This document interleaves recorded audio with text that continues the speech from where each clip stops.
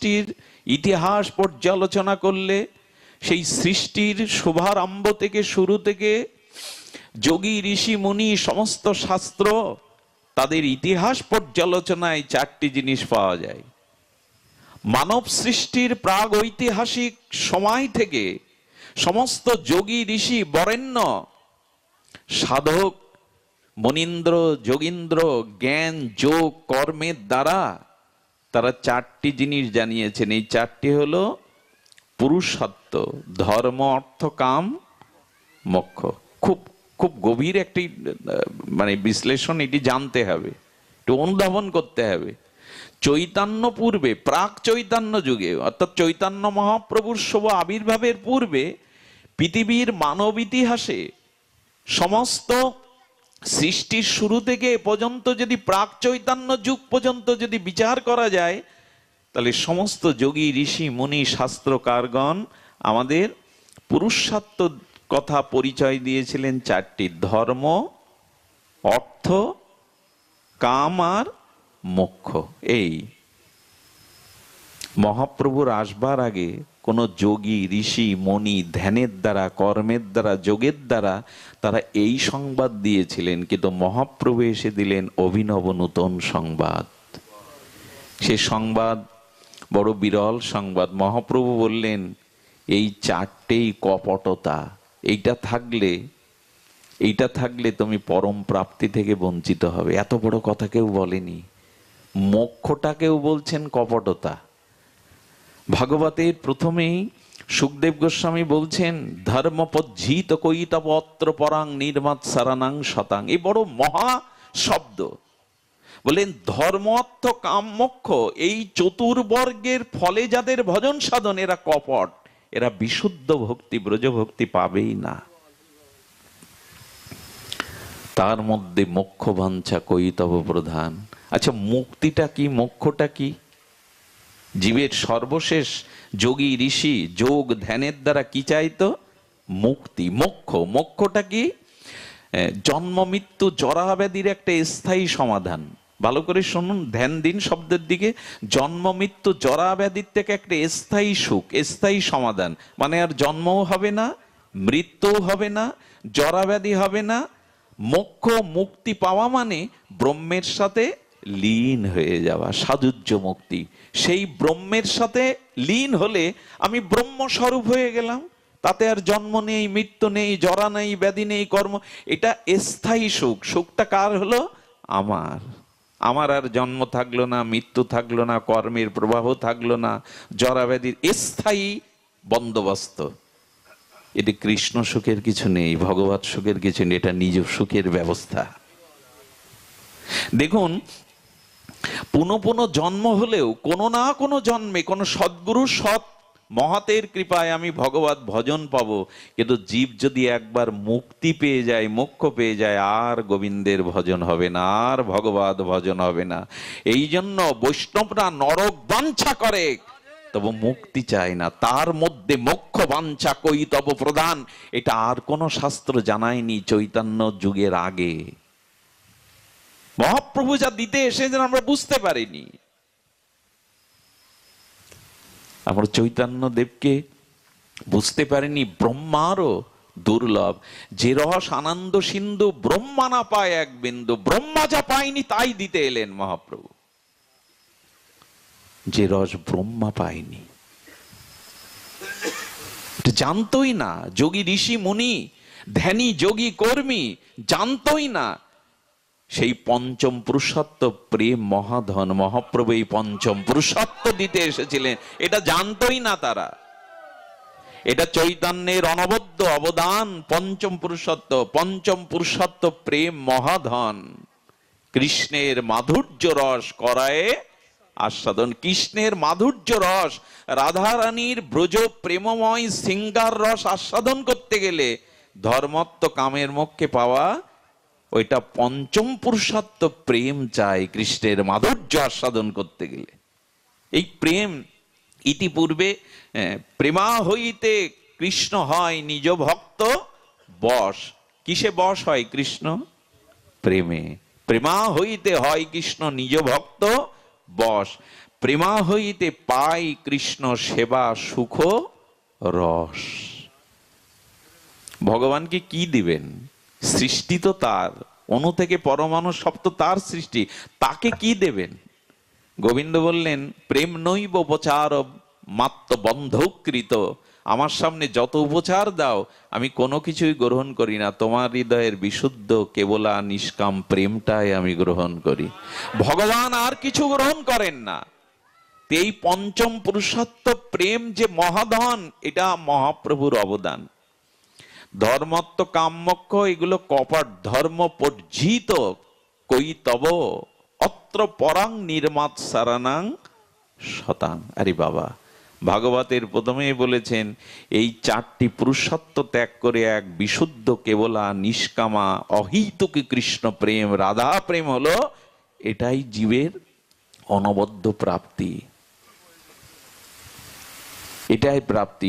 এই জন্য মহাপ্রভুর অবদান বড় বিস্ময়কর। দেখুন, প্রেম আমাদের জগতেও আছে ছড়িয়ে ছিটিয়ে, প্রেম এখন তো প্রেমেরই জগৎ, প্রেম আছে, তবে একে প্রেম বলা, আমাদের দেশে যা আছে মানে এই বিশ্ব ব্রহ্মাণ্ডে যেটা আছে একে প্রেম নামে অভিহিত করা যায় না। প্রেম কাকে বলে সেটাই তো আগে আমাদের জানতে হবে।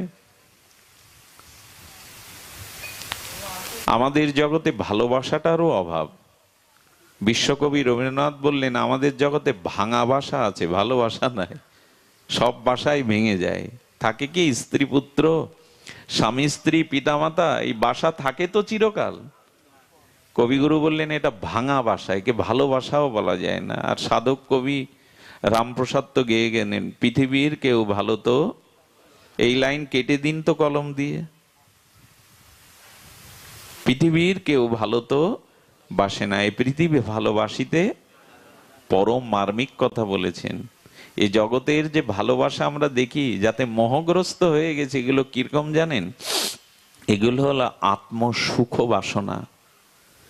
নিজের সুখের জন্য ভালোবাসার অভিনয় করি। আপনাকে আমার প্রয়োজন কেন? আপনার কাছ থেকে আমি সুখ চাই, আমি সুখ চাই বিধায় ভালোবাসার অভিনয় করি আপনার সাথে। যেদিন আর সুখ দিতে পারবো না সেদিন আর এই ভালোবাসা টিকবে না। এই জন্য প্রেম এই জগতে নাই। প্রেম আছে ব্রজে, প্রেম আছে রাধারানীর চরণে। ওইখানে পৌঁছাতে গেলে আমাদের সখীর আনুগত্য চাই। আমরা তো গাইবো এই নিবেদন ধরো সখীর অনুগত করো। সখী ছাড়া, সখী বিনা এই লীলার পুষ্টি নাই হয়। সখী রস, সখী লীলা আস্বাদিয়া, সখী এই রসের পুষ্টিতা দান করেন। সখী বিনা এই লীলার পুষ্টি নাই। সখীর অনুগত হতে হবে। এইগুলো কি, এগুলো কি জীবনে আর আমরা জানতে চেষ্টা করি? তো তুলসী বন্দনায় গাইছি, হ্যাঁ, এই নিবেদন ধরো সখীর অনুগা করো। সখীর আনুগত্যে ছাড়া ওই নিকুঞ্জ মন্দিরের যুগলের দুয়ারে পৌঁছানো যাবে না। এই সখী ভাবাপন্ন চাই। ওইখানে পুরুষের কোনো অধিকার, নিকুঞ্জ মন্দিরে, রাধা মাধবের নিকুঞ্জ মন্দিরে কোনো পুরুষের অধিকার নাই। বলে নারীর আছে, বললো না, এই নারীরও নাই। অপ্রাকৃত রাধা, অপ্রাকৃত দাসিত্ব চাই, মঞ্জুরি ভাব চাই। এটা নারীও না। এই কথা বললে তো মায়েরা বলবেন হ্যাঁ আমরা তাহলে পেয়ে গেছি, কিন্তু না, এই নারী এই পুরুষ নয়। ওখানে সখীর আনুগত্য, মঞ্জুরি ভাব চাই। এই মঞ্জুরি ভাব হলো রাগানুগ। আজকে মহাপ্রভুর প্রায় 550 বছর কিছু আরো হয়ে গেছে। তারপরে আজ যোগ ধ্যান, কৃষ্ণের উপাসনা, নাম সংকীর্তন হচ্ছে বটে, কিন্তু এই যুগল উপাসনার ভাবটা ধীরে ধীরে ধীরে ধীরে হারিয়ে যাচ্ছে। এটার 100 বছর পরে এই সন্ধান আমরা জানবো কিনা জানি না, কিন্তু এই সন্ধান যারা জীবনে একবার জেনেছে, এই সামান্য স্পর্শ যারা পেয়েছে তারা ধন্য। এই আনন্দ ব্রজের সখী আনুগত্য, যুগল উন্নত রসের ভজনের, বৃন্দাবনের এক কোণাতে যে প্রেম আছে, এটা সারা বৈকুণ্ঠেও তা নাই। বৈকুণ্ঠেও এই প্রেম নাই। বৃন্দাবনের এক কোণে যে মাধুর্য আছে, বৈকুণ্ঠেও নাই, কিন্তু তার থেকে আমরা দূরে সরে যাচ্ছি। আজকাল আমাদের যা কিছু জানা বোঝা কেন একটা হয়ে গেছে সামাজিক বিষয়। আগে নিজেকে বিশুদ্ধ করো, আত্মশোধন করো, আত্ম সাক্ষাৎকার করো, আত্মস্মৃতি, স্বরূপ স্মৃতি জাগাও, সব ঠিক হয়ে যাবে। চর্মরোগ হলে উপরে মলম লাগিয়ে কি করবে? সব বলে পোশাক ভালো করো, এই করো, তাই করো, আর কি হবে যদি আত্মশোধন না হয়? ওপরে চর্মরোগের ওষুধ লাগালে কি হবে? ভেতরে সারবে? রক্তে না সারলে? আগে আত্ম সাক্ষাৎকার চাই, আত্মস্মৃতি চাই, নিজের স্বরূপ পরিচয়, তারপরে সব ঠিক হয়ে আসবে। এই জন্য বাহ্যিক সংবাদ দিয়ে আমরা এখানে পৌঁছাতে পারবো না। এই রাগ ভক্তির থেকে আমরা ধীরে ধীরে আত্মানাং চিন্তায়ত তত্র তাসাং মধ্যে মনোরমাম রূপ যৌবন্য সম্পন্নাং কিশোরীং প্রমাদাকৃতিম, এই সখীর আনুগত্যে এই ভজন চাই, রূপমঞ্জুরির আনুগত্যে এই ভজন চাই। সারা জীবন চেষ্টাও করলাম না, গাইলাম বটে, এই মনের অভিলাষ বিলাস কুঞ্জে, সেই রাধা মাধবের নিভৃত নিকুঞ্জে, সেখানে বাস করতে চায়। কার অধিকার সেখানে যাওয়ার? অধিকার একমাত্র এই মঞ্জুরিগণের, সখীর আনুগত্যে মঞ্জুরিগণের আমাদের। দেখুন, মঞ্জুরিগণ ছাড়া, সখীর আনুগত্য ছাড়া আমরা করুণা কৃপা পাবো না। অনেকক্ষণ তো তত্ত্ব কথা হলো, চলুন ললিতা সখীর একটা পরম লীলায় চলে যায়, আপনারা আনন্দ পাবেন। অনেক দূর থেকে কষ্ট করে এসেছেন, আমার তো ক্ষমতা নাই ভজন গায় আপনাদের চিত্তকে প্রসন্ন করবার, আনন্দ দেওয়ার। ললিতা সখীর আবির্ভাব তিথি আসছে সামনে। রাধারানীর আবির্ভাব তিথির একদিন আগে হলো ললিতা সখীর সাথে শ্যামসুন্দরের একদিন সকালে প্রভাতে দেখা। ললিতা সখী, বিশাখা সখী, এরা রাধারানীর কাই বুহ। কি বললাম? সেই রসবৈশ আনন্দ রস সখী রূপে, ব্রজ রূপে, রাধাকৃষ্ণ রূপে, ব্রজে, সেই চার রূপে, এই চার রূপে এসেছে। এই জন্য সখী হলো রাধারানীর কাই বুহ, অর্থাৎ রাধারানী একা গোবিন্দকে সেবা করে আনন্দ পাচ্ছে না, তাই নিজের মহাভাব থেকে এই সখীগণকে সৃষ্টি করেছে। আচ্ছা, আপনি পালাতে চাচ্ছেন, আর আমি সামনে একা দুহাত প্রসারিত করে আপনাকে আটকাতে চেষ্টা করছি। এই দিকে না এসে তো আপনি ওই দিকে পালাবেন নাকি? সামনে দাঁড়ালে আমি আটকাতে পারবো তো? যদি চারিদিকে আমরা হাতে হাত দিয়ে বেষ্টন করে মাঝখানে আপনাকে রাখতাম, তাহলে আপনি পালাতে পারতেন না। তো রাধারানী বললেন, আমি একা গোবিন্দকে আর কি সেবা সুখ দেব, তাই নিজের কায়বুহ রূপে অষ্ট সখীকে সৃষ্টি করেছেন, যাতে আমি একা গোবিন্দকে সুখ দিতে, সকলে মিলে গোবিন্দকে সুখ দেয়। এই জন্য এরা রাধারানীর কায়বুহ। তো ললিতা শ্যামসুন্দরকে বলছেন, শ্যাম, তুমি বড় চাতুরিয়ালি করে আমাদের রাধারানীর মন্দিরে আসো, বর্ষনাতে তুমি আসো। আচ্ছা, তুমি নারী রূপ ধরে এসো বিদায় আমরা তোমাকে বুঝতে বা ধরতে। গোবিন্দ প্রতিদিন বর্ষনাতে যান। কি রূপে যান? ওখানে তো রাধারানীর বর্ষনার, রাধারানী যেখানে থাকেন ওখানে তো পুরুষের অধিকার নাই। তো গোবিন্দ প্রতিদিন সখী রূপ ধরে, প্রকৃতি রূপ ধরে যান। ললিতা বলছে, শ্যাম, তোমার সাথে আজ আমার একটা প্রতিযোগিতা হোক, এবং একটা প্রতিজ্ঞা হোক। তুমি যে রমণী রূপে, প্রকৃতি রূপে, সখী রূপে ধরে যাও, আমরা তোমাকে চিনতে পারি না। রাধারানীর মন্দিরে প্রবেশ করলেই তখন বুঝি তুমি প্রবেশ করেছো।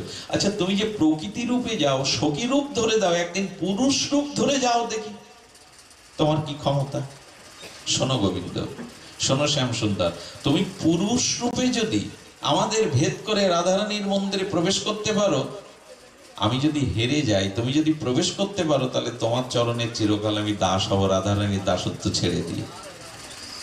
গোবিন্দও না হারবার পাত্র নন।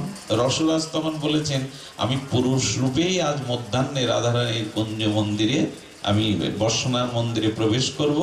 যদি আমাকে ধরতে পারো, তাহলে আমি রাধারানীর চরণ ছেড়ে তোমার দাসত্ব করব সারা জীবন। প্রতিযোগিতা বেশ আষ্টে পৃষ্ঠে বেঁধে নিয়েছেন। বাদলে কি হবে? ললিতা বলছেন, হ্যাঁ, আজ মধ্যাহ্নে বর্ষনার রাধারানীর মন্দিরে কোনো পুরুষের অধিকার নেই। সমস্ত সখীবৃন্দকে দেখে বৈঠক করছেন ললিতা। আজ আমার সম্মানের প্রশ্ন, কোন পুরুষকে আজ বর্ষনার মন্দিরে প্রবেশ হতে দেবে? সতর্ক দৃষ্টি যায়। তোমরা তো আত্মভোলা, ভোলা ভালা, তোমাদের আজ কঠোর ভাবে দায়িত্ব পালন করতে হবে, যেন শ্যাম সুন্দর কোন পুরুষ বেশে কোন পুরুষেরই অধিকার আজ নাই। এদিকে শ্যাম সুন্দর বাল গোপাল তার সখদের নিয়ে বসেছেন। গোবিন্দ বড় চিন্তিত, তাই তো সখী রূপে প্রকৃতি রূপে যায় কুঞ্জ মন্দিরে। আজ তো প্রতিজ্ঞাই করলাম বড় মুখ করে, আমি প্রবেশ করব কি করে? কত সখী রাধারানীর, হ্যাঁ, 3-4টে স্তর পার হয়ে যেতে হয়, সব দুয়ারে দুয়ারে সখীদের পাহারা। গোবিন্দ বৈষণ্য বদনে বড় চিন্তামগ্ন হয়ে আছে, বিষণ্ণ বদন। মধুমঙ্গল সখা বলছেন, কানাই কানাই, তোর মুখটা মলিন হলে ভালো লাগে না রে, তোর মুখটা মলিন কেন, কি চিন্তা করছিস? পূর্বের ঘটনা বললেন। কোনো বুদ্ধি দিতে পারিস? পুরুষ রূপে যাব, অথচ সখীরা আমাকে আটকাতে পারবে না। মধুমঙ্গল ব্রাহ্মণ তনয়, তপস্বী। ও তখন চিন্তা করে বললেন, হ্যাঁ, একটা বুদ্ধি আমি দিতে পারি, এই বুদ্ধিতে তুমি জয়ী হতে পারবে। মধুমঙ্গলকে গলে জড়িয়ে ধরে বললেন, তাহলে বলো। মধুমঙ্গল, তোমার প্রতি আমার ভরসা আছে, তুমি বাক চাতুর্যে বুদ্ধিতে প্রখর, তোমার বুদ্ধি প্রখর দীপ্ত, তুমি বলো। বললেন, বুদ্ধি একটা আছে, তবে সাজাবো আমি নিজে হাতে।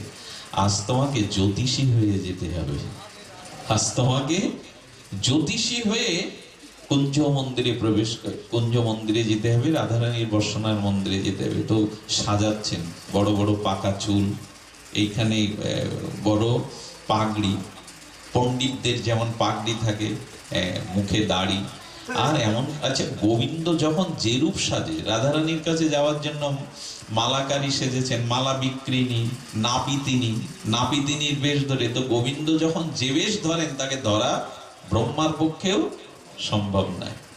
হ্যাঁ, বকুল ডাগায় পুস্তকও নিয়েছেন, পণ্ডিত তো, জ্যোতিষী পণ্ডিত, মুখে দাড়ি, পাগড়ি বাঁধা, কোকড়া চুলগুলো ঢেকে দিয়েছেন, গায়ে রংটাও ঢেকে দিয়েছেন, একটু বৃদ্ধ বৃদ্ধ অবস্থায়। মধুমঙ্গল তখন বলছেন, সখা, যে বেশ তোমাকে সাজিয়ে দিয়েছি, এই বেশে তোমাকে কেউ চিনতে পারবে না, তুমি জ্যোতিষী হয়ে ভাগ্য গণনার ছল করে যাও। গোবিন্দ নিজেকে দেখছেন, বাহ, আমি তো আমাকেই চিনতে পারছি না। হ্যাঁ, এক জ্যোতিষী পণ্ডিত জ্যোতিষীর রূপ ধরে গোবিন্দ হেলে দুলে চলেছেন। যাওয়ার পরে সংবাদটা তো চারিদিকে ছড়িয়ে দিতে হবে, যেই বর্ষনার মাটি স্পর্শ করেছে, বর্ষনার মাটি স্পর্শ করার সাথে সাথে তখন একজনকে দেখে বলছেন, এই শোনো, আমি পরম কাশী থেকে পরম বিদ্বান জ্যোতিষী, আমি না। আচ্ছা, জ্যোতিষীর রূপ কেন ধরালেন জানেন? ওখানে তো পুরুষ নাই, সব প্রকৃতি সখীরা। কিছু মনে করো না, আমার মায়েদের একটা কৌতূহল আছে, সাধু দেখলেই হাত দেখাবে, ওইখানে তো কেউ পুরুষ নেই। গোবিন্দকে এমন মধুমঙ্গল বুদ্ধি দিয়েছে যে মেয়েদের সবসময় একটা কৌতূহল, বাবা হাতটা দেখুন, খবরদার যাকে তাকে হাত দেখাবেন না, এটা দেখানোর উচিত না, যাকে তাকে হাত দেখানো উচিত নয়। মায়েদের কৌতূহল, তো কৌতূহল জন্য গোবিন্দ যখন জ্যোতিষী পণ্ডিতের রূপ ধরে গিয়েছেন, তখন সামনে এক ব্রজবাসীকে দেখে বলছেন, তোমার নাম প্রভাবতী। চমকে উঠেছে জ্যোতিষী বাবা, আমার নাম জানলেন কি করে? বলে, নাম কি? বলে, বাবা হাত দেখলেন না, আমাকে দেখেই বললেন? বললেন, হ্যাঁ, তোমার গৃহ অমুক গ্রামে, তোমার নাম প্রভাবতী।